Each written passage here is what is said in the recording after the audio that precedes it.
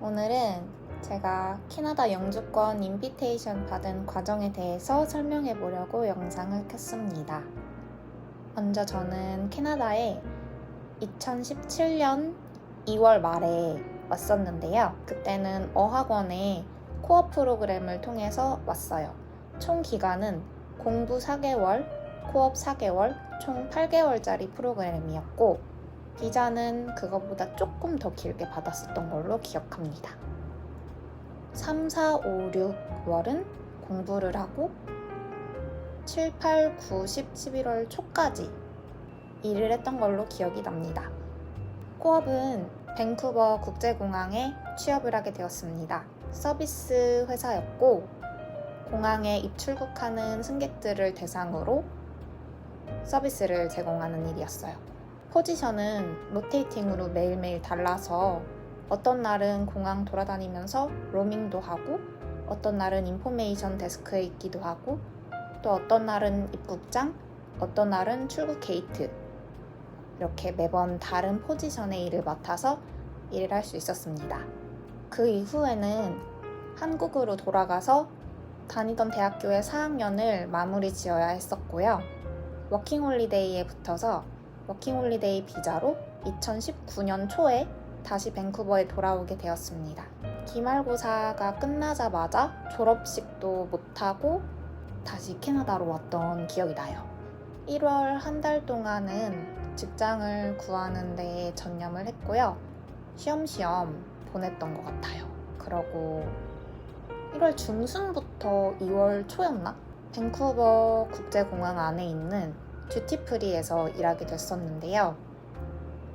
듀티프리는 모든 시프트를 파트타임으로만 줘서 월세를 감당할 수가 없겠더라고요. 그렇다고 투잡을 갖기에는 애매하게 스케줄을 줬었기 때문에 트레이닝 기간에 그만두게 되었고요.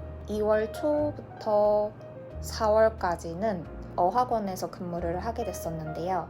5월부터 8월은 휴대폰 회사에서 일을 했었는데 두 군데 모두 LMIA를 받기에는 적합하지 못했던 곳이었어서 그만두게 되고 9월부터 12월까지 남은 3개월 동안 다시 공항에 돌아가서 했던 일을 마저 하게 됐습니다. 그때 당시에는 원래 LMIA를 구할 수 있을 거라고 생각했었는데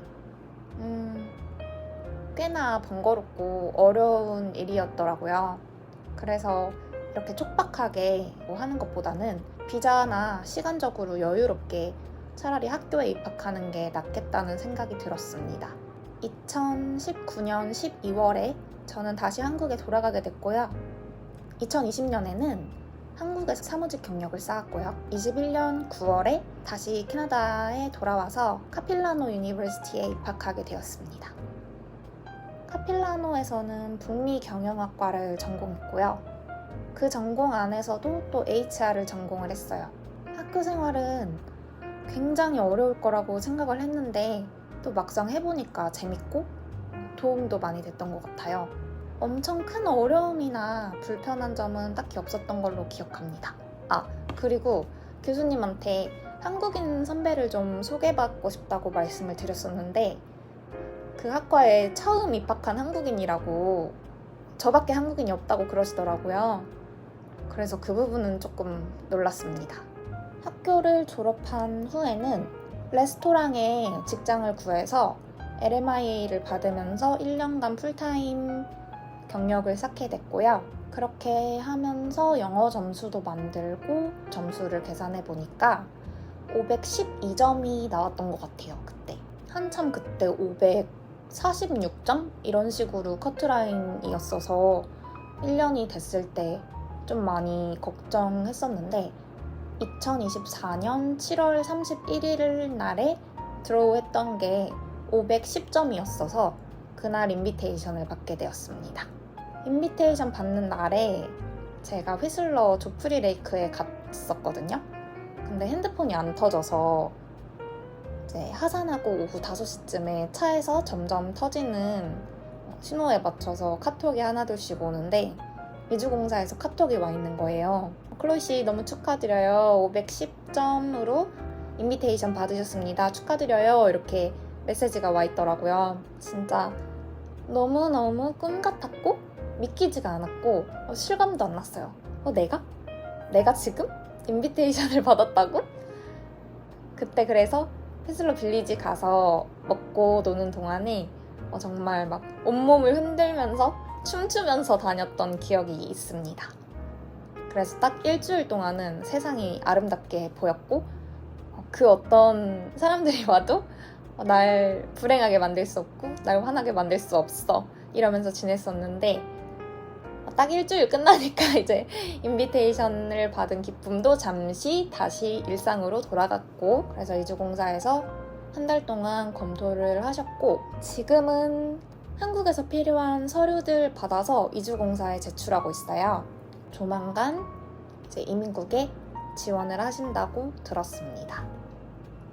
얼른 카드가 나오면 좋겠어요.